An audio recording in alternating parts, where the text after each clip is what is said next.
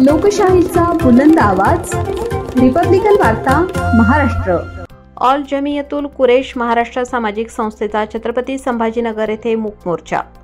विभागीय आयुक्त कार्यालय येथे कुरेशी समाजावर होणाऱ्या अन्याय अत्याचार विरोधात दिले निवेदन। याबद्दल सविस्तर माहिती अशी की दिनांक 6 ऑगस्ट बुधवार रोजी छत्रपती संभाजीनगर हमखास मैदान ते विभागीय आयुक्त कार्यालय या ठिकाणी ऑल जमियतुल कुरेशी महाराष्ट्र सामाजिक संस्थेचे अध्यक्ष हाजी इसा कुरेशी यांच्या नेतृत्वाने विराट मूक मोर्चा आयोजन करण्यात आले।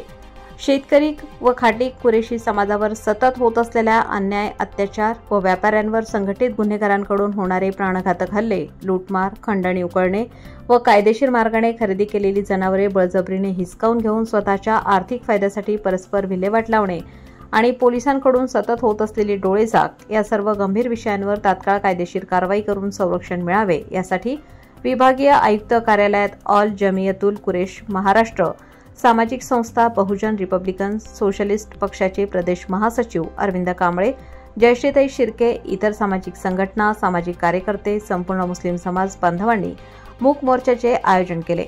या मोर्चामध्ये 5 ते 6 हजार विविध ठिकाणच्या नागरिकांचा सहभाग होता। त्यांच्या सांगण्यानुसार आमचे पूर्वज हे साधारण समाजातील कृषीप्रधान देशात कृषी व्यवसाय व त्याच्यासोबत जोडधंदा, पशुपालन आणि दुग्ध व्यवसाय करून उपजीविका भागवत आहे। तसेच आमच्या पूर्वजांचा आणि आजही आमचा पूर्ण उत्पन्नाचा एकमेव स्रोत हा सध्या शेती आणि पशूंचा खरेदी विक्रीचा व्यवसाय हा असून त्या व्यतिरिक्त आमच्या इतर कोणताही व्यवसाय नाही। काही गरीब लोक हे भाकड व वयोवृद्ध जनावरे जे शेती कामाकरिता उपयुक्त नसलेले जनावरांचा मांस विक्रीचा व्यवसाय शासन परवानगीने व कायद्याने ठरवून दिलेल्या नियमावलीचे पालन करत असतात। आम्ही आमच्याकडून आजपर्यंत कोणत्याही प्रकारे त्रास होईल असे कृत्य केलेले नाही। तसेच आमचा व्यावसायिक व व्यावहारिक संबंध असल्यामुळे सर्व समाजाच्या लोकांशी आमचे घनिष्ठ व मैत्रीचे संबंध आहेत। तसेच होतकरू, गरीब, गरजवंत सर्व जाती धर्मांचे शेतकरी हे आम्हास उघड आठवडी बाजारात पशुपालनाचा खरेदी विक्रीचा व्यवसाय करतात। त्यामध्ये प्रामुख्याने आमचाही सहभाग असतो। काही वर्षापासून 1976 पासून कायदा अंमलामध्ये आला, गोहत्या कायदा अंमलात आला। त्यामध्ये गाय ही पशूंची धार्मिक आस्था असल्यामुळे तिचा व्यवसाय करू नये असा कायदा पारित करण्यात आला। कुरेशी समाजात गायीची कत्तल कोणीही करत नव्हते, परंतु त्याचा गैरसमज निर्माण करून गायींची कत्तल संबंध अपप्रचार करण्यात आला।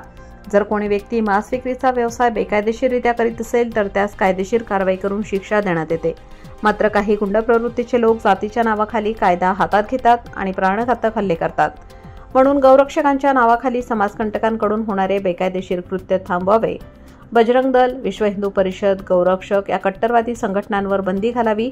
शेतकरी व व्यापाऱ्यांना अशा समाजकंटकांपासून संरक्षण द्यावे। गौरक्षक नावाखाली खोटे फौजदारी खटले, गुन्हे, एमपीडी, तडीपार, मकोका ही गंभीर स्वरूपाचे गुन्हे परत घेण्यात यावेत। अशा प्रकारच्या मागण्यांचे निवेदन विभागीय आयुक्त जितेंद्र पापळकर यांना देण्यात आले।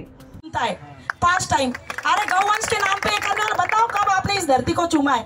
ये मुस्लिम समाज दिन भर में से 5 टाइम इस धरती को चूमता है तो सबसे ज्यादा मोहब्बत कौन करता है?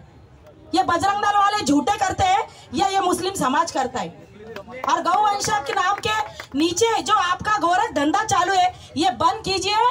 और हमारी आज मांग है कि सरकार ने इसमें ध्यान दीजिए, वरना हम रास्ते पे आने के बाद बजरंग दल वालों को दौड़ा दौड़ा कर मारेंगे, ये भी ध्यान में रख दीजिए।